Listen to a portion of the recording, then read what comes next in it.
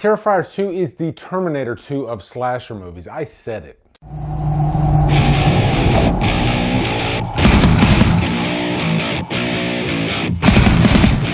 Terrifier 2 stars David Howard Thornton, Lauren Lavera, Samantha Scafidi, and is directed by Damien Leone. What's up, guys? The day is finally here. Terrifier 2. We are reviewing Terrifier 2. This movie was supposed to come out, I believe, last year, but I don't think the production was finished, and so here we are. We're finally reviewing this movie, and what better time than the beginning of October? And it's set during Halloween, and it has Art the Clown. And is Art the Clown a bona fide horror icon at this point? I'll answer that at the end of the review. This will be a spoiler-free review, by the way. But, I mean, this is Terrifier. You know what you're getting with Terrifier if you've seen the first movie. One thing right out the gate, if you're not familiar with Terrifier, I think this is a horror fan's horror movie. I think that's what Terrifier is. This is not for the squeamish. It's not gateway horror. This is for those that are initiated. This is for those that they come into this wanting blood and guts and maybe even a little bit more. You know, they want to push the envelope, and that's what Terrifier is. When I reviewed the first Terrifier, by the way, I reviewed it twice. The first time didn't really set with me that well, and then the second time I watched it, I got it, and I loved it a lot more. This one, I'll tell you right out the gate, I love it. It's really, really good, and I think this is even a better movie than the last movie, right out the gate. But anyway, first off, let's give you a quick plot synopsis.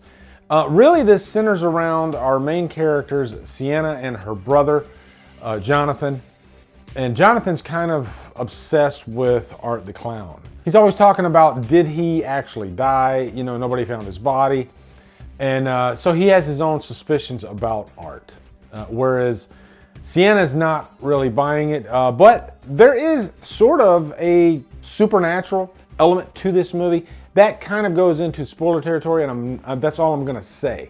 You kind of got the gist of that at the end of the first Terrifier, because revealed that Art the Clown, there might be a supernatural aspect to him. So, of course, they explore that more in this movie. But Sienna's having these like nightmares about Art, these visions, really psychedelic type visions. And there are sequences in this movie very dreamlike, but you know, it's not like, is this a dream or not? No, they spell out that this is a dream because of all the wacky shit that's going on inside these sequences. If you think the first movie kind of swung for the fences in terms of psychotic horror, this one goes even further. But of course, eventually we find out that Art is alive. He is doing what he does best, and we're just along for the ride having a fucking ball. So first off, let me get into what I really loved about this movie. Just, you know, broad strokes. This movie is big. It feels very epic. It's 2 hours and 20 minutes long, and I was a little nervous going into this. This might be the longest slasher movie ever recorded. I'm not sure. I think it probably is, though. You know, slasher movie, and it is a bona fide slasher movie. Damien Leone and company got really ambitious with this story, and after you watch the full 2 hour and 20 minute runtime, there's a lot to pack in, and I like that he takes time to really hone in on our main characters, Sienna and Jonathan.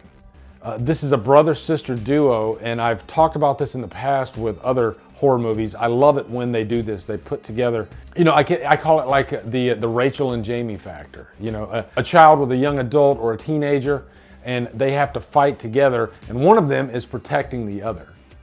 And that's what you get with this movie. But both of them are, I think, equally effective, willing to fight.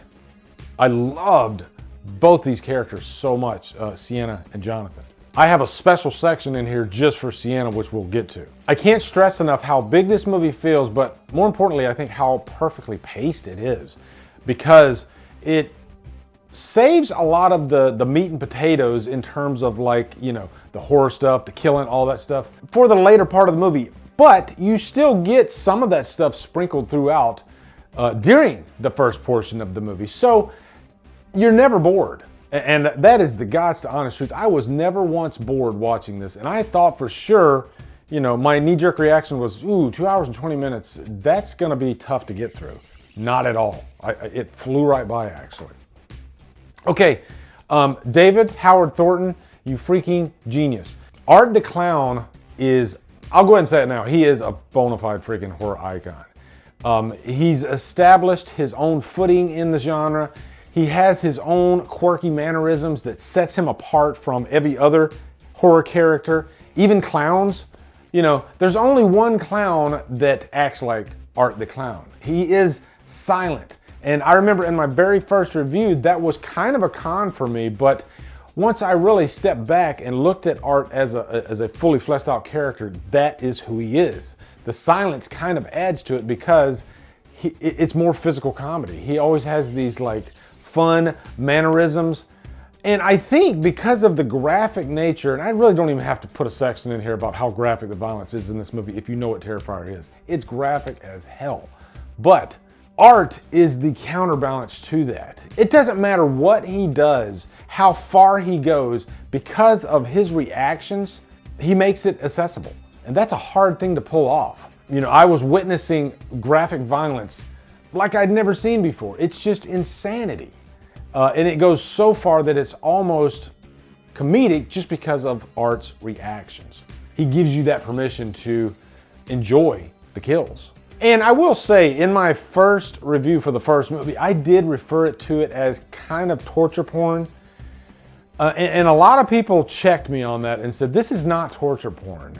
I'll just put it this way. I think if somebody did say it was torture porn, I could see where they're coming from just because of the violence. But for those that don't call it that, I get that too, because this movie doesn't depend on that. There is a fully fleshed out story, and there are big moments of non-violence throughout, getting to know the characters, especially Sienna and her brother, and really getting to know her friends as well. So when the killing happens with other characters, you kind of care a little bit, you know? Okay, now let's talk about Sienna, and I really wanted to foot stomp how effective of a character she is. In terms of the, we'll call it the final girl factor, flat out one of the best final girls I've seen in a long time. Like, she is amazing. There's a plot element which I won't go into, but it ties directly to her, and it just makes her even more awesome. At the end of the day, she just has all those qualities that you would want in a final girl. She's scared. You can tell that she's scared throughout, but she's willing to stand up and fight, especially for her brother. At one point, she becomes a full-on badass. And I definitely dug her outfit in like the final act of the movie too, you know, because a lot of this movie takes place at this Halloween party. And so everybody's dressed up, and she kind of looks like Wonder Woman with wings, but it really works. And it suits who she becomes as a character in the final part of the movie. And it is a long final act, but all the ingredients are there to justify that runtime. Because I think there's a lot that happens in the final act, especially concerning Art and Sienna. Now, as far as any cons, I have no cons. This movie was fucking awesome. I'm giving it a Trapped on an Island. It was so damn fun. And guys, that surprised me because I was a little skeptical going into this movie. And I came out just having the time of my life. It was so fun. You know, that's a word I really want to foot stomp about Terrifier. As graphic as it is, it's really fun, you know? So by the time you're done with it, you feel like you've been on a ride. And funny enough, like part of it takes place on like a Halloween, like a ride. So I can't wait for you guys to see this. When you do, let me know down in the comments. Looking forward to hearing your thoughts. Also, be sure to come over to Killer Flicks, where we're doing 31 days of Halloween right now. You can go in there. I created a dedicated thread, and you can put your daily viewings, and it's a great way to keep track because I'm gonna be doing my Drumdums live-in on Fridays. And really, we're just all gonna be going over what we watched for the week. It's gonna be really fun.